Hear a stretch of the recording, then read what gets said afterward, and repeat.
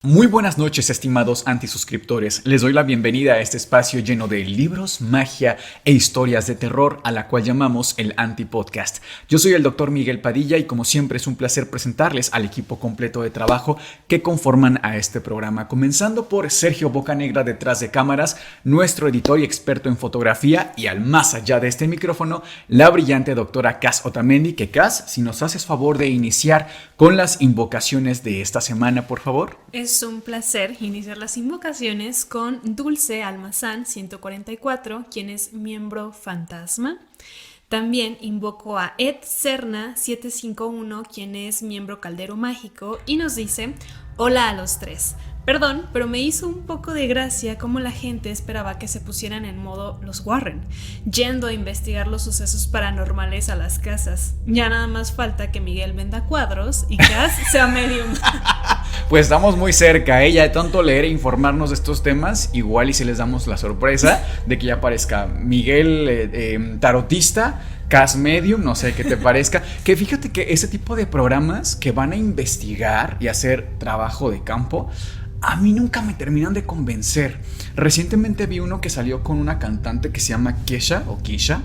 Esa cantante americana. Sí, súper chafa, la verdad, exagerando, así que se escuchan voces, pero se ve que las estaban poniendo. También aquí en México hay un programa muy famoso que sale en salía en Televisión Nacional, no sé si lo sigan pasando, pero siento que hay una presión de que a veces no vas a encontrar nada.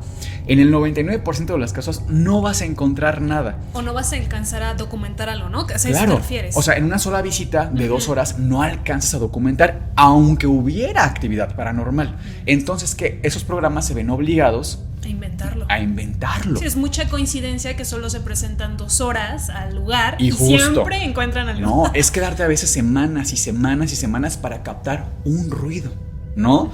O sea, sí, siento que ese es un gran problema y obviamente eso involucra un presupuesto gigante, pero bueno, ahí nada más como complemento, porque ese programa de Keisha no lo recomiendo, la verdad, ¿eh? Verdaderamente es la anti-recomendación. Sí. Seguimos con las invocaciones. Tenemos a XX Unholy Confessions, quien es miembro caldero mágico y nos manda un gran saludo. Muchísimas gracias. Yo quisiera invocar a Andrea Sánchez 3089, que es miembro fantasma, y nos dice: hola, solo quería decirles que el Antipodcast me parece increíble. Empecé a verlos hace menos de una semana y ya he visto muchísimos episodios y no he podido parar de verlos porque simplemente me encantan. Tanto que me hice miembro, son lo máximo. Muchísimas gracias por ser miembro fantasma, querida Andrea. También invoco a Liz Simón Mil, que es miembro fantasma, y por último a Lian Barcelo, que es miembro calabaza, y nos dice: increíble, siempre me sorprenden. Que para quien sea nuevo en el canal y no tenga ni idea de lo que estamos hablando, las membresías se obtienen al hacerte miembro del canal, que uno de los beneficios más novedosos, podría decir yo, es un capítulo que tenemos exclusivo al hacerte miembro del canal que trata de cómo será el fin del mundo o el apocalipsis. Y hablamos desde el origen bíblico, científico, bacteriológico, nuclear. Realmente damos las explicaciones más detalladas de cómo sería el apocalipsis, pero aterrizándolo a un plano muy realista y también abordando la parte bíblica punto a punto. Así que este episodio, como dice Cas, solamente está disponible para los miembros del canal y se los vamos a dejar en el primer comentario de este video. Pero por ahí yo supe, Cas, que alguien de aquí abrió un antiemprendimiento.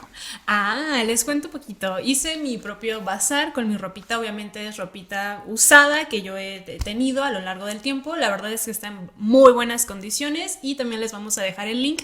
Lo van a encontrar en la página de Instagram y lo vamos a dejar fijado aquí para que si alguien quiere un poco de la ropa que ven aquí en el Antipodcast lo puedan obtener. Y pues bueno, nosotros somos Sergio, Cas y Miguel y esto es el Antipodcast. Comencemos pues, queridos antisuscriptores, con este compendio. Quienes sean nuevos en el canal y no estén familiarizados con este término, en el Antipodcast hacemos referencia a compendio cuando les relatamos una serie de historias un tanto cortas que quizás por sí solas no podríamos abarcar en un solo episodio. Una característica importante de estas historias es que pueden o no ser terroríficas, pero son muy interesantes y son 100% reales. Pueden ir a verificarlas directamente a las fuentes. Una vez aclarado esto, les quisiera comenzar a contar una historia de un manuscrito que de hecho actualmente se encuentra en el Museo Nacional de Suecia, Estocolmo, expuesto, y cuenta la leyenda que fue escrito nada más y nada menos que por Satanás. A ver, espérame, ¿un escrito? ¿Un libro tal vez? No sé qué sea. ¿Escrito por el demonio? ¿Cómo está eso? Bueno, de hecho no es cualquier libro, se llama el Codex Gigas, que hace referencia a el libro grande, literalmente en proporciones es sumamente grande, de ahí el título. Nos vamos a remontar a lo que actualmente es República Checa, el país, pero en el año entre el 1200 al 1230 después de Cristo. Tenemos este intermedio en el cual se pudo haber creado. No hay un registro preciso, exacto, de la fecha en la cual se creó este gran libro. Es de verdad enorme y pesa muchísimo. Pero, ¿dónde se crea? Bueno, en República Checa había un monasterio de monjes, benedictinos, es decir, monjes católicos. Ellos estaban ahí y había un monje que era Hermann, depende ahora sí que el idioma, como lo queramos traducir, pero para fines de este video nos vamos a referir como Germán el Recluso. ¿Pero por qué era Germán el Recluso este monje? Pues resulta que él ya había hecho sus votos, es decir, era un monje ya ordenado y rompe uno de sus votos. No hay registros como tal de qué fue lo que hizo, qué acción fue lo que lo llevó a romper estos votos, pero él a manera de penitencia, castigo a sí mismo, lo que hizo fue recluirse en una celda. Ya no salía, ya no quería comer, pero era una manera de autocastigo. En determinado punto, el abad del monasterio, que es como la máxima autoridad del monasterio, lo que sería el análogo a la abadesa, pero en masculino, ¿no? Quien está a cargo del monasterio. Correcto, se entera de lo que había hecho Germán, o más bien de por qué se estaba recluyendo, y deciden castigarlo, con un castigo, ejemplar. Básicamente, llegan un día y le dicen a Germán: nos hemos enterado que has roto tus votos y por lo tanto te vamos a hacer un emparedamiento. ¿A qué me refiero con esto? Literalmente encerraban a las personas en un cuadrado, un cuarto pues muy chiquito, les abro de 1 metro por 1 metro, 2 metros por 2 metros, para que ahí fallecieran. Literalmente los encerraban pues no era concreto, pero los encerraban para siempre. Como enterrarlos vivos. Como enterrarlos vivos, correcto. Entonces, obviamente, sin alimento, sin agua, sin socializar, ahí para siempre. Era un castigo, pues, muy fuerte y muy común de la época. Fíjate que, perdón que te interrumpa, pero ese castigo en realidad no es original de los católicos, ¿eh? Ese castigo más bien era de los romanos, que así castigaban a las vírgenes vestales. Les encerraban cuando ellas rompían sus votos de vírgenes vestales en una habitación también más grande, pero les ponían una hogaza de pan, aceite de olivo y una copa con agua. Y pues cerraban el cuarto a tabiques y ya nadie las volvía a ver. Era una especie de, pues sí, enterramiento vivo prácticamente. Qué fuerte, pues justamente le dicen eso. Y a ver, que él se estaba recluyendo y se estaba autocastigando y estaba haciendo esta penitencia, pero no necesariamente quería fallecer, quería perecer. Entonces él les hace una especie de oferta. Les dice: ¿qué tal, abad, si yo este mismo día en 24 horas yo le entrego un libro tan espectacular que tenga todos los pasajes bíblicos y aparte tenga todo el conocimiento del universo? ¿Cómo te quedas frente a una propuesta así? Sí. Es que debes de estar muy seguro para poder hacer algo de esto o decir algo de esta magnitud. Sí. El abad, pues, en una especie de mofa, le acepta esta oferta. Obviamente él sabía que era imposible. Estamos hablando de literalmente transcribir toda la Biblia a mano en la época. Imagínate, se escribía con tinta, una cosa increíble. Pues él empieza, le dan literalmente solo una pluma, tinta, y empieza a escribir. Pues, ¿cómo te quedas de que una vez que revisaron que en esa habitación, en esa celda, no había absolutamente nadie más, él seguía recluido, no había ninguna ayuda pues que él pudiera adquirir? Ya eran más o menos las 12 de la noche, ya la mano literalmente la tenía entumida de estar pues transcribiendo la Biblia, imagínate nada más. Que se le ocurre una idea muy fuera de lo común, y más para un monje, que es nada más y nada menos que hacer un pacto con el diablo. En este pacto, pues bueno, ya les cuento un poquito aquí un paréntesis. Dentro de la religión, específicamente la religión católica, era muy común que los monjes supieran latín. Es un lenguaje que de hecho, al menos en esa época, solamente se le enseñaba a los hombres y no a todos los hombres. Más específicamente iba dirigido a hombres sabios, en este caso a los hombres de la religión.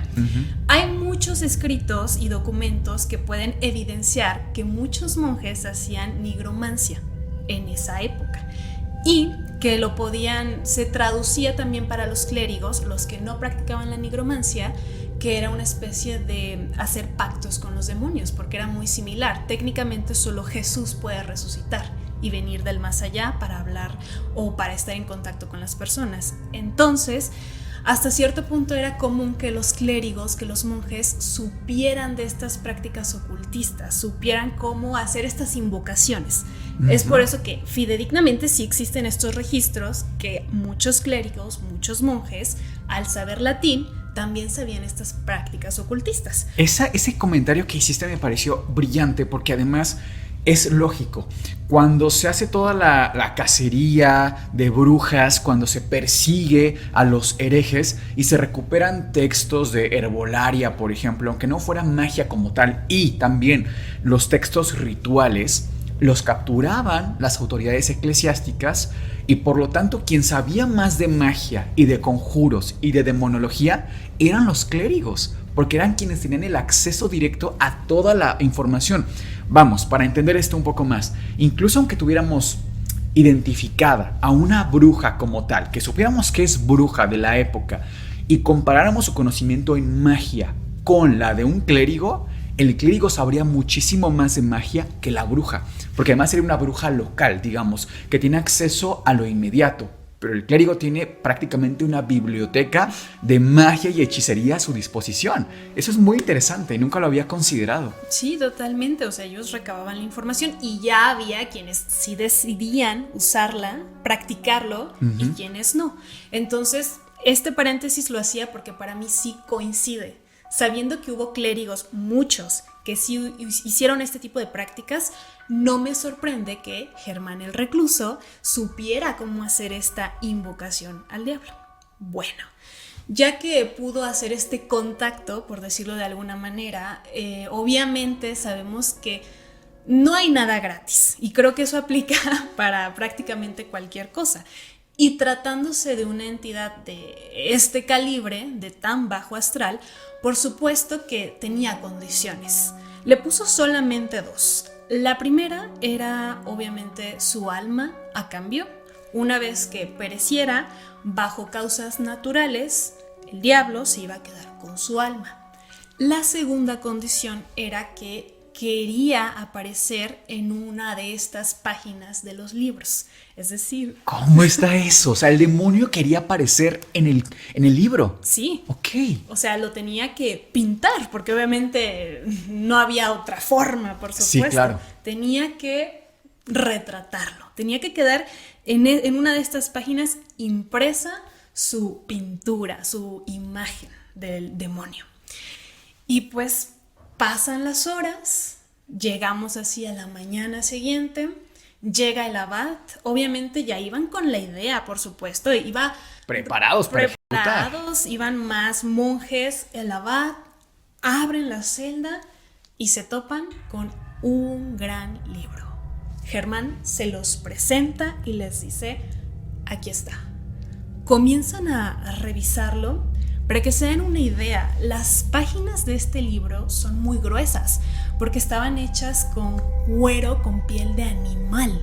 No era cualquier papel. Entonces, entendamos que no hay una manera lógica de explicar cómo consiguió este papel si solamente le dieron pues tinta y pluma. Entrega este libro obviamente pesadísimo, comienzan a hojearlo y sí tenía todos los pasajes bíblicos que había prometido. Traía información de un historiador, un par de historias, todo a mano, por supuesto. Tenía mucha etimología de las palabras bíblicas, tenía la explicación, tenía un tratado médico, un tratado de medicina, obviamente de la época. Miguel, tú y yo sabemos cómo son los tratados de medicina, son libros enormes, en la actualidad son gruesos y eso que las páginas son muy delgadas. Sí. Imaginemos los de la época. Aquí la cosa se empieza a tornar un poco más oscura, literalmente, porque también traía hechizos, traía nigromancia, traía una lista de todas las personas importantes de la época que habían fallecido y traía muchos conjuros. O sea, traía incluso cosas extra, digamos, de lo acordado. Traía cosas extra de lo acordado, claro, y tenía como la parte de luz, la parte blanca, pero por supuesto que también traía la parte oscura. Todos estos hechizos, rituales, necromancia, traía de todo. Okay. Y lo más importante, en la página 290 estaba la pintura del diablo.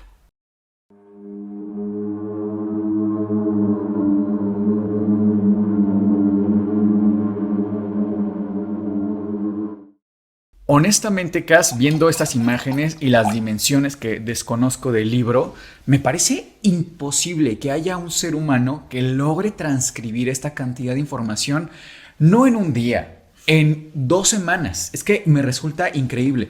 En la facultad, por ejemplo, tú y yo, una técnica que utilizábamos mucho para estudiar, a veces memorizar demasiada información, es la transcripción. Sí. Y nos tardábamos muchísimo. Llegó un punto en que era insostenible. Y recuerdo perfectamente que tú tienes que hacer... Okay.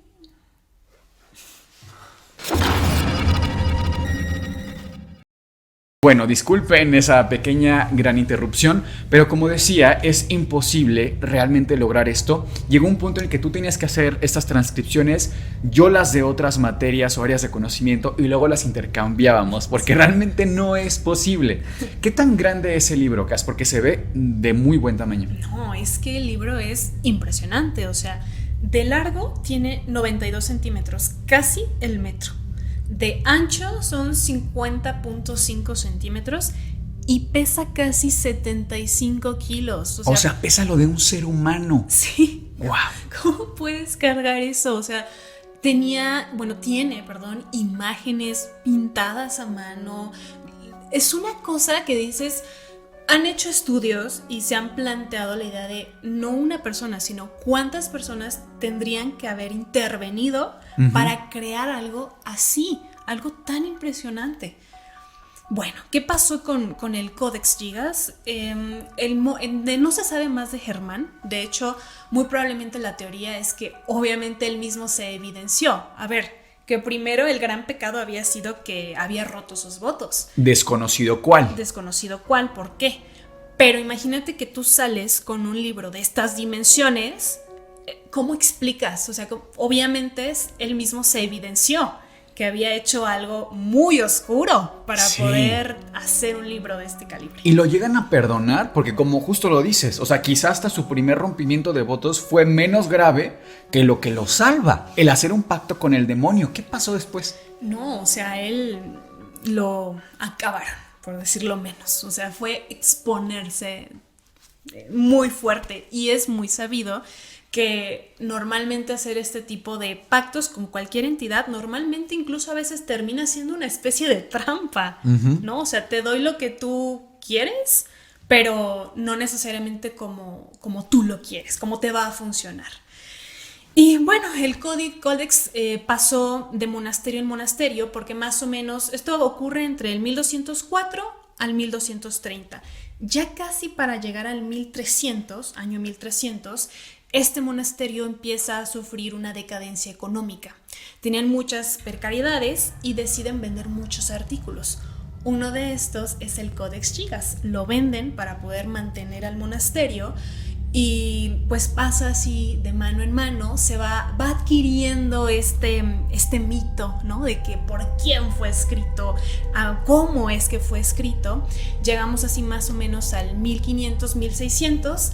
Llegamos a la Guerra de los 30 años, que hablamos muchísimo de ella, si no mal recuerdo, en el capítulo de Juana de Arco. Si quieren ir a ver el capítulo, ahí lo encontrarán también. Y más o menos por el 1600, un general sueco que participó en esta Guerra de los 30 años se queda con un botín de guerra, y entre estos estaba el Codex Gigas. Es por eso que actualmente pertenece a Suecia, está ahí como patrimonio prácticamente. Me imagino que debe ser impresionante verlo físicamente, y por lo antiguo que es, lo delicado que es, solamente ha salido del país en 2 ocasiones. Ok, que fíjate que no sé, aquí también la pregunta es qué tan interesante o qué descubrimientos se podrían hacer si se analiza, como por ejemplo se analiza el manto de la Virgen del Tepeyac, ¿no? Por ejemplo, que de pronto hay mucha leyenda urbana de que se ha encontrado, que si los ojos, que si etcétera, que el material no es de este mundo, pero no ha habido, por lo menos yo nunca he encontrado un artículo de corte científico en donde se muestren evidencias fehacientes de que, por ejemplo, el material del manto sí tenga características no humanas. Creo que es una muy buena oportunidad porque ahora sería como la contraparte. Ya estudiamos esta imagen santificada, bendita de la Virgen. Ahora, ¿qué tal un libro escrito por Satanás? O sea, no sé, a mí me resultaría por lo menos interesante, ¿no? Sí, el gran problema es que, muy similar a lo que sucede con este famoso penacho que muchos mexicanos hemos peleado, que está, no me acuerdo si está en Austria, que no se puede ya tocar literalmente porque se puede destruir. Muchas veces ese es el problema para hacer estas investigaciones, que por supuesto resultan muy interesantes. Te refieres al penacho de Moctezuma, que está, exacto, que nos pertenece y se lo llevaron allá, ok. Perdón, sí, como que me perdí ahí. Sí, no se puede trasladar, ya ni digamos de país a país, sino muchas veces en el mismo lugar para hacer estas investigaciones, de tan viejos que son, se destruirían. Entonces aquí sí hay que valorar esa parte, ¿no? Si vale la pena hacer la investigación y perderlo, digo, depende. Que a mí también me gustaría saber si existe algún tipo de documento infernal. Y digo, sé que en la mayoría de los casos no se maneja así este tipo de tratos demoníacos, pero si recuerdan, por ejemplo, en el episodio de las monjas endemoniadas, hablábamos de que esto ocurrió en Loudun y que sí se encontró el supuesto documento donde lo firma el padre Grandier, que firma el mismísimo demonio. Entonces, ¿aquí se encontró algo similar o dentro del libro venía? ¿Algo sabemos de algo por el estilo? No hay un registro que, justo como en ese episodio de las monjas, donde firmaba con su puño y letra y su nombre prácticamente. No se encontró ningún registro de este tipo. Más bien aquí, cómo se forma o cómo llegan a esta conclusión de que fue un pacto con el demonio, es la forma tan imprevista en la cual realiza esta gran obra, porque eso es lo que es una gran obra. Muchas veces pienso yo que más que sea un contrato tal cual como de compra-venta, de que compras un terreno, por ejemplo, es más bien estos pactos pueden ser como un acto ritual, un acto de fe, un acto de energías, de intercambio de energía. No necesariamente vas a imprimir unas hojas y firmar algo. Sí, no se te aparece el diablo a todo color, físicamente, ¿no? Y pienso que lo mismo aplica para la parte más positiva, la parte de luz, digamos. Si quieres ver a un ángel, o cuando le pedimos con esta fervientemente a un santo que nos cumpla un favor, una petición, no es como tal que se aparezcan físicamente. En muy pocos casos quizás sí, pero más bien es esta fe tan ferviente, tan fuerte, la cual lleva a cabo el ritual. Pues hablando de actos de fe y de santos que no se aparecen para salvarnos de alguna catástrofe, me gustaría mostrarte para la siguiente historia una pintura muy interesante, Cas. Esta pintura fue hecha por un pintor de nombre de Países Bajos, se llama Jos Lieferinck. Y este hombre, que vivió prácticamente en los últimos años de los 1400, pintaba muy bien, y dentro de sus pinturas Él en 1499, un año antes de que empezara el Cinquecento italiano, pinta esta obra que se las voy a presentar como por capas. En el primer nivel, como puedes apreciar, tenemos a un hombre pues realmente en una posición de duelo, de dolor, de desesperanza. Si vemos su rostro, eso nos refleja. Y vemos 3 cuerpos de primer plano, porque atrás se alcanzan a presenciar más, que están envueltos en telas blancas. Son cadáveres. Encontramos un poco más a la derecha, si nos vamos desplazando, a los clérigos. Los clérigos que están ahí como el único refugio frente a esta enorme tempestad. Más en la parte superior me llama mucho la atención, si se fijan aquí hay 2 criaturas, una en telas blancas, muy angelical, que está enfrentándose a una criatura de colores oscuros bastante infernal. Y que tiene algo en las manos. Tiene un arma, exactamente, están en plena batalla. Es un ángel luchando duramente contra un demonio, simbolizando para mí la lucha justo entre los valores del bien y el pecado y la vicisitud del mal. Más en la parte superior llega el punto que estoy conectando con tu historia previa. Tenemos, si nos puedes aquí describir, Cas, a una criatura interesante, ¿no la encuentras? Sí, parece, bueno, es un humano, quiero pensar que está en cuclillas y tiene flechas, puntas de flecha, exactamente. En todo su cuerpo. Exactamente, bueno, se trata de San Sebastián, que como bien dice Cas, está rezando, está pidiéndole a otra figura bastante más grande si comparamos en tamaño, y esta figura más grande pues es la representación divina de Jesucristo. Si se fijan, esta posición de que le esté rezando es porque esta, vamos a llamarle figura humanoide, resulta ser San Sebastián. Es un mártir. ¿Cómo sabemos que es un mártir y que es San Sebastián? Pues número 1, por las flechas, por la posición y porque aparte la pintura literalmente se llama San Sebastián intercediendo frente al azote de la plaga. Fíjense aquí que entonces tenemos a Jesucristo, y por eso digo que es Jesucristo y no Dios Padre, porque usualmente en las pinturas de la época Dios Padre era más canoso, de una barba más prominente, se le veía como un señor mayor. Esta pintura, que a mí me parece exquisita, es una pintura óleo sobre tabla, insisto, de 1499, y está situada en las calles francesas. Me gustaría conectar esta historia con esto que les comento para que hiciéramos un ejercicio de imaginación. Imagínense que están en casa viendo el programa y de pronto sienten un dolor en la garganta. Sienten que les molesta como un carraspeo, pero además a los pocos minutos empiezan a sentirse distraídos, como que no pueden prestar atención a nada de lo que pasa a su alrededor. Con el paso de las horas, no días, de las horas, notan que al tocarse la garganta tienen los ganglios muy inflamados, ya incluso se ven bajo la piel. Uno de ellos está incluso a punto de explotar y reventar la piel. Y se fijan que estos mismos ganglios empiezan a aparecer en las axilas, en las ingles.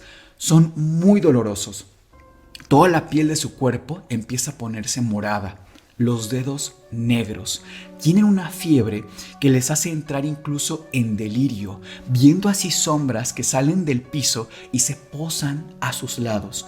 No dice nada, no puedes verlas claramente, pero sabes que están ahí. Y de pronto, en medio de la noche, una figura encapuchada se aparece en tu habitación. En lugar de boca, tiene un largo pico. Tiene en lugar de ojos una especie de monóculos brillantes en los cuales puedes reflejarte. Empieza a acercarte a ti y te empieza a revisar. Y sus palabras son: te quedan menos de 12 horas de vida porque tienes la peste. Cuando hablamos de la peste, mucha gente no tiene en consideración lo enormemente grave que fue. Me gustaría platicarles en esta historia no solo de la peste, sino de esta figura tan interesante en la historia, encapuchada, bastante misteriosa, y que cuando se aparecía en tu casa era prácticamente un diagnóstico mortal. La peste fue tan grave, Cas, que se considera que es como imaginarse una especie de terremoto epidémico que tuvo demasiadas réplicas que duraron siglos. Para que me comprendan, llegó un punto en el cual si te daban un diagnóstico o se sospechaba que tú tenías la peste, te quedaban menos de 24 horas de vida. Así de mortal era. Y los conocimientos que se tenían pues eran realmente vagos, porque nos tendríamos que situar entre el 1350 al 1600 aproximadamente.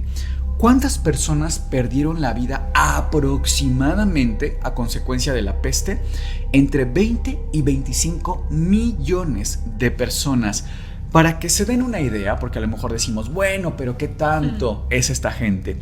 Por ejemplo, en la Toscana, zona italiana, había un promedio de habitantes de 92,000 almas, de las cuales perdieron la vida 40,000 a causa de la peste. Es decir, casi la mitad de la población se quedó sin vida.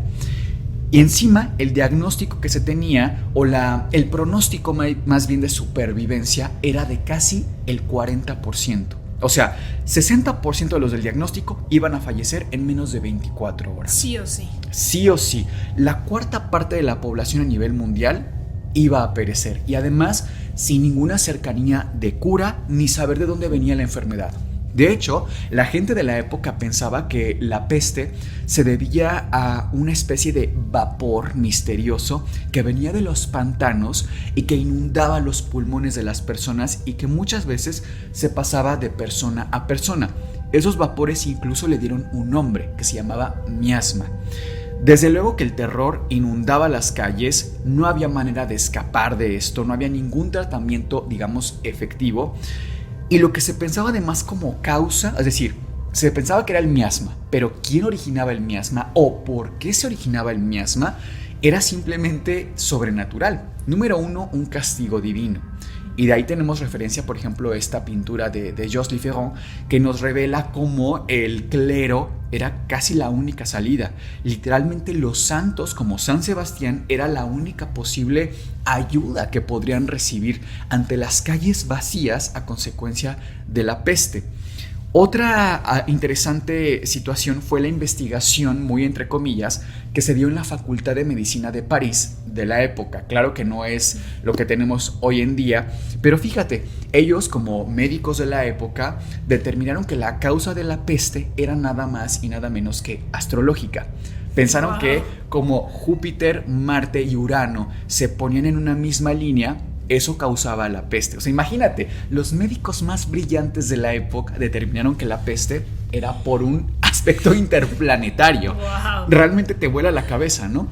¿Qué pasaba aquí? ¿Cuál es el agente que realmente causó esto? Hoy lo sabemos. Su nombre es Yersinia pestis, que es una bacteria que curiosamente infecta a voy a utilizar las palabras más sencillas, a una pulga, que sabemos su nombre es Xenopila Cheopis, y esta usualmente mordía a las ratas. Entonces a esta vía se le conoce como peste bubónica, porque también había peste neumónica o septicémica también. Hay diferentes tipos de peste.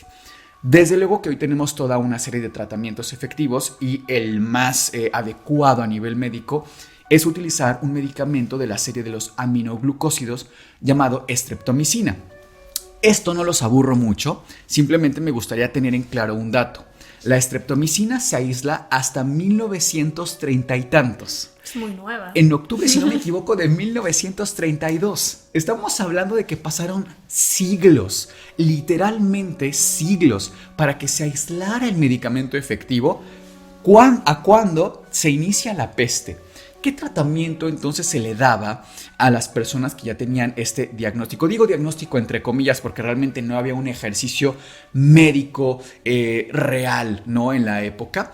Bueno, había varios. Número uno, las sangrías. Lo que se hacía era poner al paciente sentado o recostado y se le hacía un agujero en un vaso sanguíneo para que sacara el veneno. Fíjate nada más, esto desde luego sabemos que no tenía ninguna implicación terapéutica, ¿no? Otro aspecto que se hacía, otro tratamiento que se buscaba era las ventosas. Los ganglios linfáticos, y esto me parece bastante inquietante, están tan inflamados que sí supuran, sí se revientan bajo la piel y traspasan la piel. Es decir, hay un grado de inflamación terrible. Imagínate ver a un familiar de color morado con los dedos negros, también por eso se le piensa llamar la peste negra a años posteriores, que tiene prácticamente agujeros en la zona de los ganglios, en las ingles, en las axilas, en el cuello. Realmente es algo muy doloroso y muy terrible. Pero más terrible es lo que se hacía con estas heridas. Se cauterizaban sin ningún tipo de anestesia. Para quien no entienda qué es esto de cauterizar, tomaban hierro ardiente y lo ponían en los ganglios ya abiertos de la gente. Algo realmente inquietante, ¿no? Pero ¿quiénes eran estas personas, estas figuras con traje de pico de pájaro? ¿Y por qué usaban esto? Pues eran nada más y nada menos que los médicos de la época. Estos trajes que utilizaban eran una especie de diseño de protección un tanto rudimentario. Y en este pico ponían unas... O sea, si tomáramos el casco de uno de estos médicos de la época y lo abriéramos, siglo XVII, ubíquense más o menos, tendría unas esferas de tela. Y en cada una de las esferas tendrían, por ejemplo, canela, pimienta, trementina. Que la trementina, por ejemplo, es tomar resina de los árboles y hacer un destilado. También tendrían carne de víbora en polvo. Y tenían estas esferas pensando en que se hacía una especie de filtro, exactamente, que protegiera frente al miasma. Dato curioso, esto tiene un porqué. Y el porqué es que médicos antes de este traje llevaban una especie de pomos que eran como una snitch de Harry Potter, imagínensela.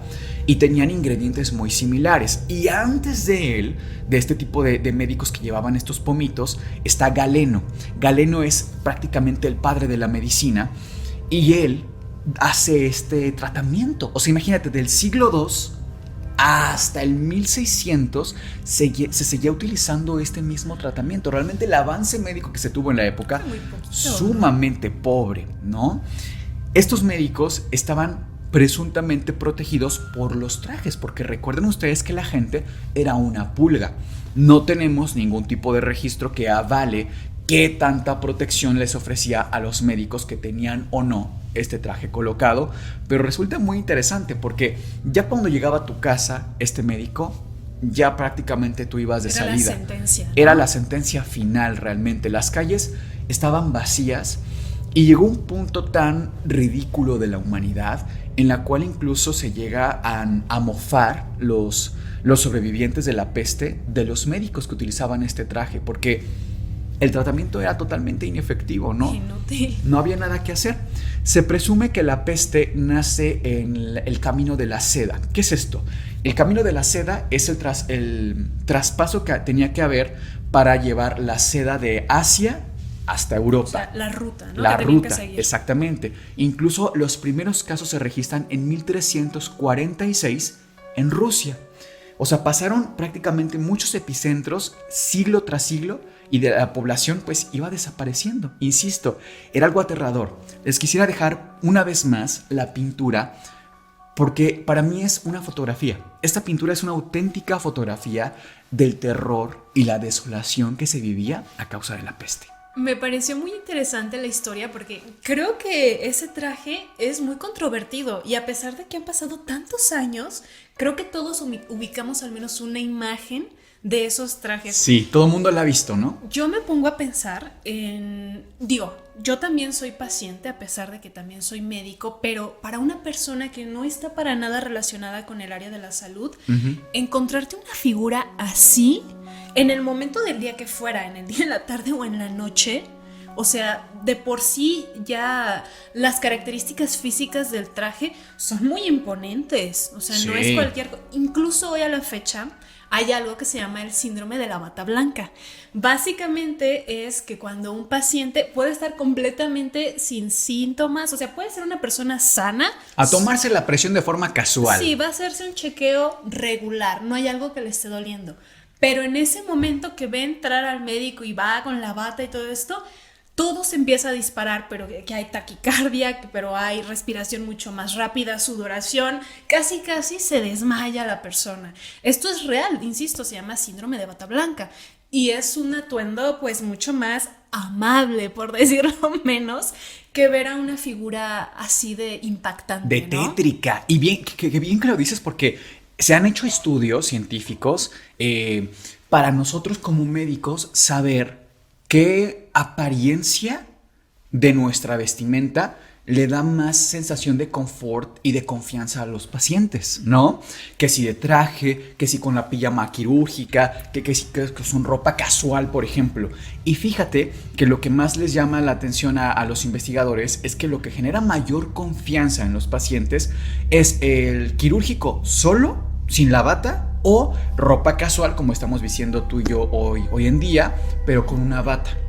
Pero cuando vamos muy formales y con la bata, paciente que va a tener hipertensión de bata blanca, como bien dices. Sí, y fíjate que también pensaba, mientras relatabas esta historia, me remonté al año 2020, que también no es, digo, sí es diferente, pero sí le encuentro esta analogía a cómo nos teníamos que vestir todo el personal de salud frente a la pandemia.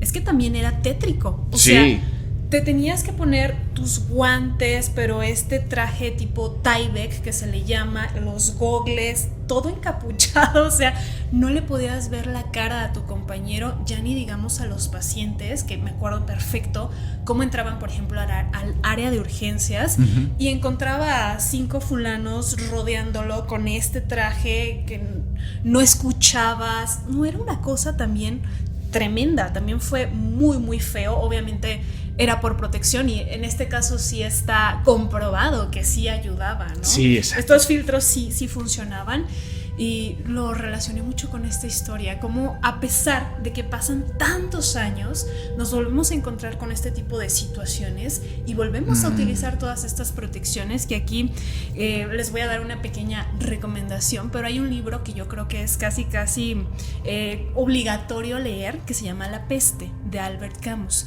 Hace no mucho lo leí, el libro fue publicado más o menos en los 40 ya para llegar a 1950 y retrata muy bien cómo una pandemia se vive desde el punto de vista pero de los turistas, pero de los médicos, pero de los ciudadanos, y a pesar de que fue escrito, publicado por el 1950, lo puedes entender perfectamente y traspolarlo a lo que acabamos de vivir recientemente, y es que haz de cuenta que es una profecía lo que escribía este hombre, que de verdad les recomiendo esa obra. Que fíjate que sí, cuando tú y yo estábamos trabajando en el hospital como médicos internos, justo fue el año de la pandemia. Nos tocó estar en servicio hospitalario en pleno auge, ¿no? Y realmente sí era un momento bastante inquietante para todos. O sea, quizá ahora ya lo hemos normalizado demasiado porque te dan ese diagnóstico y pues es una gripa más. Pero en su momento era un terror que tú veías las calles vacías. Cuando tenías que salir en transporte público, todo el mundo con tapabocas, se sentía como un futuro distópico eso. No perdamos de vista. Y para mí incluso, Cas, si esos momentos que además tú y yo vivimos desde el lado del personal de salud, tan inquietantes, tan preocupantes, me parece que la peste nos lleva pero de calle, incluso a nivel números. Para que se den una idea, la OMS nos revela una aproximación de decesos de más o menos 12 millones de personas a causa de los actos recientes de la pandemia, más o menos 12 millones de personas en todo el mundo. Pero la peste se llevó 25 millones, o sea, más del doble solamente en zonas de Europa. Imagínense nada más saber que la mitad de la población de muchas regiones pereció. Hubo ciudades fantasma. Y además, insisto, nosotros de alguna forma con la tranquilidad, muy entre comillas, de tener material de protección, de saber que las curas estaban trabajando, las vacunas, todo lo que fuera posible, y que aún así muchas cosas se utilizaron y que no debimos, pero porque no se sabía, por ejemplo, de la ivermectina, ¿no? Ay, sí. Pero en aquellos días tu único refugio no era la investigación, los hospitales, era San Sebastián. Sí, me parece que demasiado oscuro, demasiado aterrador. Y creo que también es importante no olvidar que estamos a la vuelta de la esquina de que esto vuelva a ocurrir. Sí. Y que para mí la gran enseñanza de la pandemia como médico fue el saber lo frágiles que somos. O sea, nuestro mundo se acabó así, con un tema respiratorio. No teníamos ni vacuna ni cura, estábamos dando, como les digo, ivermectina y una serie de tratamientos demasiado ahora que lo vemos extraños, porque ¿cómo dábamos eso? Bueno, era lo que teníamos a la mano, lo que pensábamos que podría funcionar. Y lo que se iba experimentando poco a poco. Totalmente. Yo recuerdo De aquí como manera experiencia, empírica. sí, exacto, como a forma empírica. Yo recuerdo aquí como experiencia, se las comparto, que a nosotros nos tocó, como les digo, estar en hospital en ese año. Y a mí personalmente me agarró en urgencias, como el foco más fuerte de todo el año, me agarró en urgencias pediátricas. Entonces de repente en los hospitales públicos avisaban, atención, código X en urgencias pediátricas, atención, código X en urgencias pediátricas. Yo decía, bueno, ¿dónde está el código X? Código X significa paciente sospechoso de ese diagnóstico, que no lo decimos mucho ahora mismo para que no nos quiten el video porque saben que es un tema delicado aparentemente. Pero pues resulta que yo estaba con el código X sin protección, te tosían en la cara y realmente llegabas a casa a bañarte afuera de tu casa y muchas veces también enfrentarte al terror de la gente en las calles porque te aventaban cloro. Sí. No, en Europa se les aplaudía al personal de salud. Pero en Latinoamérica Se les aventaba cloro, si bien les iba, no por el miedo que había. Sí. Creo que a veces no dimensionamos y se nos olvida muy fácil que teníamos tanto miedo de perder papás, mamás, abuelitos con diabetes, con X comorbilidades a causa de esto. Entonces traspolémoslo a una zona pues prácticamente medieval. ¿Qué recursos tenían en la época? Me parece muy oscuro. Y hablando de épocas oscuras en la humanidad, nos vamos a pasar a una fecha muy importante que es el 11 de marzo de 2011. Quienes no lo sepan, en esta fecha ocurrió un tsunami muy fuerte en Japón. Un tsunami hay que entender que es un evento sumamente fuerte porque primero normalmente tienen un terremoto que muy probablemente personas de nuestra audiencia hayan ya vivido algún sismo, terremoto, pero después de esto que ya es sumamente aterrador, llega un tsunami literalmente a acabar con todo. Entonces esto, insisto, es un suceso real y una vez que sucede, bueno, toda la catástrofe, la inundación, para que se den una idea, fueron más o menos 15,000 fallecimientos entre muchas otras personas desaparecidas. Gente que perdió absolutamente todo, perdieron familias completas. Horroroso, de verdad. Solamente de imaginarlo y de ponerme en su lugar se me ponen los pelos de punta. Horrible. Una vez que sucede todo esto, pues empieza la reconstrucción poco a poco de las zonas, llega la ayuda humanitaria, tienen que quitar todos los escombros, poco a poco van reconstruyendo las zonas afectadas. Sí. Y comienzan a pasar una serie de sucesos tan interesantes que a la fecha las personas de Japón que viven en la zona donde ocurrió el tsunami hasta cierto punto ya lo tienen un tanto más normalizado, ya van aprendiendo a vivir con esto. ¿A qué me refiero? Poco tiempo después de que sucede la tragedia, empiezan las personas sobrevivientes de la zona a encontrarse con fantasmas, así como lo escuchas. De hecho, se le llama los fantasmas del tsunami. Normalmente son personas que fallecieron o que ya nunca aparecieron después de esta gran catástrofe, pidiendo indicaciones de cómo llegar a su casa, de cómo llegar a una escuela. Hay muchas historias, les voy a contar una para comenzar. Cuenta una mujer. Ella iba ya caminando por la calle, iba rumbo al supermercado, me parece, y ve a una pequeñita de unos 5 o 6 años solita. Obviamente se alarma, empieza a buscar, no ve que haya algún adulto cerca con ella, así que se dirige con ella y le pregunta, oye, ¿dónde están tus papás? Y ella, la niña, le contesta, es que no están. La mujer se alarma y dice, bueno, voy a caminar con ella a un lugar más transitado, a una plaza comercial, pedir ayuda, vamos, iniciar un protocolo para salvarla. La toma de la mano con la finalidad de que no se vaya a escapar, no vaya a cruzar la calle, algo le vaya a suceder, y dan unos pocos pasos y la niña desaparece. pero te hablo de que la llevaba de la mano. O sea, se le desvanece en la mano. Se le desvanece en la mano, imagínate esto. Ok. Esto es uno de los testimonios. Hay otros, por ejemplo, había una madre de familia que pierde a uno de sus hijos en el tsunami.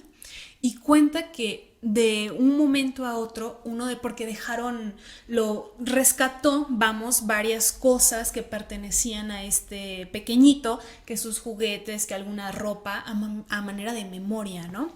Entonces reconstruyen su casa y le dejan su recámara, como si todo siguiera normal, por decirlo de alguna forma. Deja dentro de su recámara las cosas que pertenecieron a su hijo y todas las noches, después de cierto tiempo, pasó el tsunami, reconstruyen su casa, en determinado punto, todas las noches se prendía un juguete que era el juguete favorito de su hijo. Ella dice, bueno, quizás está fallando, quizás, no sé, algo, ¿no? Se descompuso, le voy a quitar las baterías. Le quita las baterías y sigue prendiéndose todas las noches. Okay. ¿Cómo explicas eso? ¿Quién sabe? Bueno, empiezan a hacerse incluso famosos estos testimonios que hay un sociólogo del caos. La sociología es una ciencia que estudia la estructura y el comportamiento de una sociedad.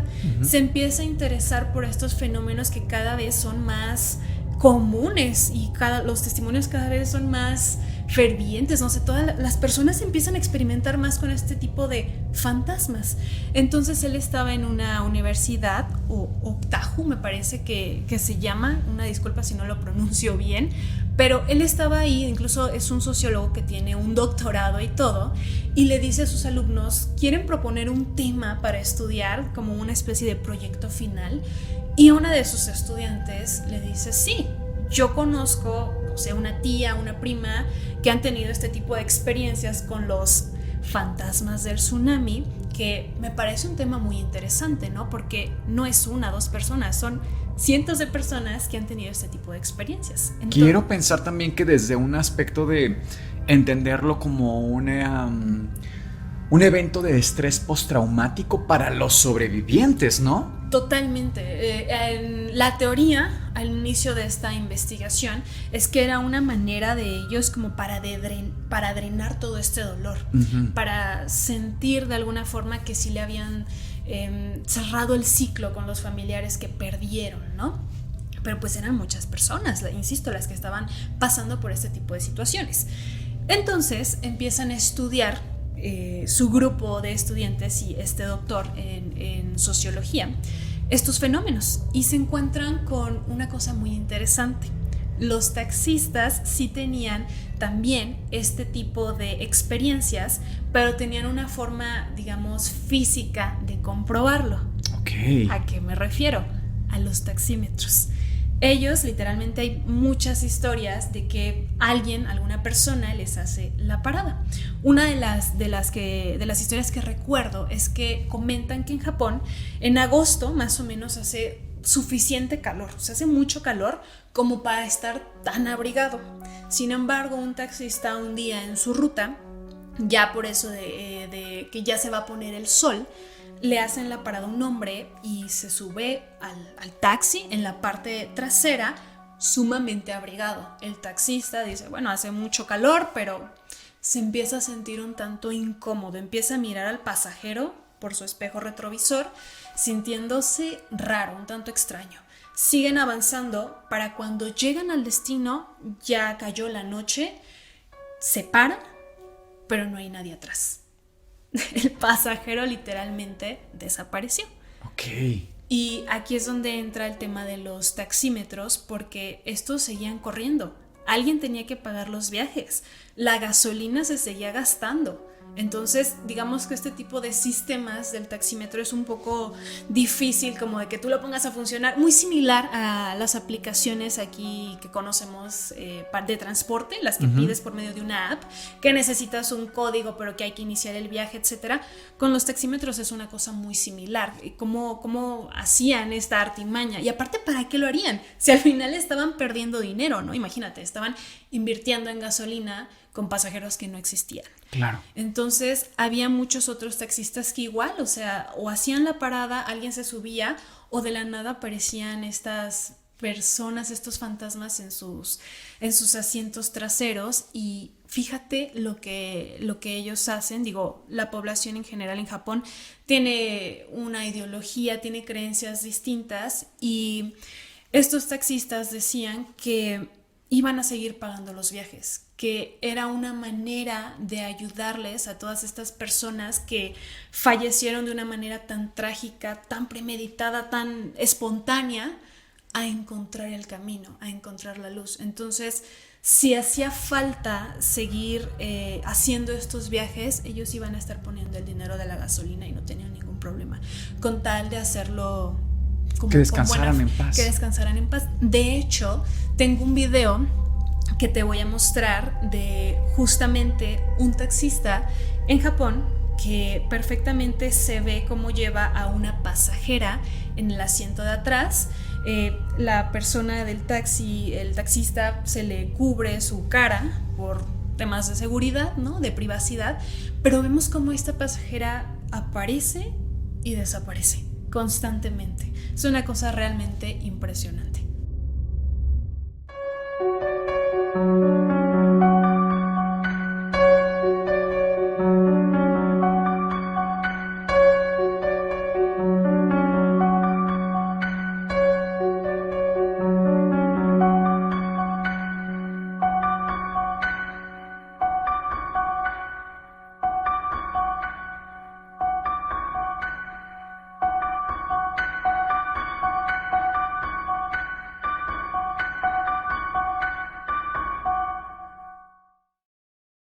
Y justo ahora me acuerdo de otra historia, Miguel, porque me decías, ¿no? Que para darles como paz, guiarlos al camino de paz, al camino de luz, a todos estos fantasmas del tsunami.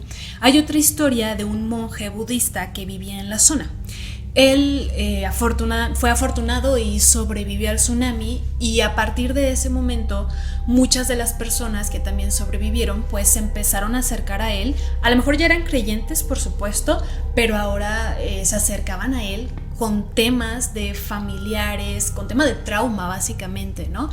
Y muchos de los testimonios que el monje recibía era precisamente esto, que se encontraban con los fantasmas, ¿no? Y que incluso les preguntaban direcciones, y justamente estas direcciones eran lugares donde o iban a la escuela, o iban al trabajo, o habían estado en sus casas. O sea, no eran direcciones nada más así porque sí, sino que normalmente coincidía con lugares en los que sí habían habitado.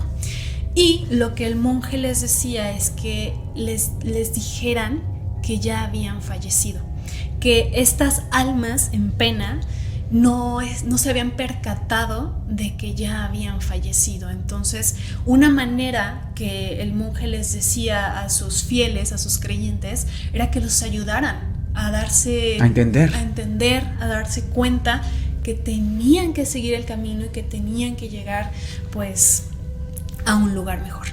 Fíjate que ahora haciendo un poco de reflexión, y el video que nos muestras, nada más quisiera agregar como comentario que yo lo encuentro muy real, porque además se ve que es un video pues con una calidad pobre en el sentido de la imagen, ¿no? De la imagen, de la calidad. O sea, cuando tú vas a hacer un tipo de montaje, cuidas que sea de más calidad, la mayor calidad posible, para que lo puedas manipular a nivel edición.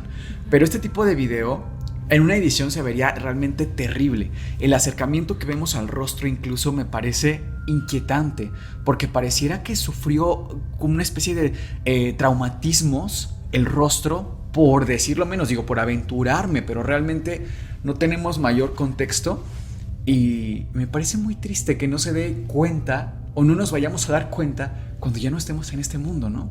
Pero bueno, queridos antisuscriptores, como siempre ustedes tienen la última palabra. Para nosotros es un placer leerlos en comentarios. Por favor, no se olviden de darle like a este video y suscribirse, que eso ayuda muchísimo al canal. Nosotros somos Sergio, Cas y Miguel, y esto fue el Anti Podcast. Les deseamos dulces pesadillas.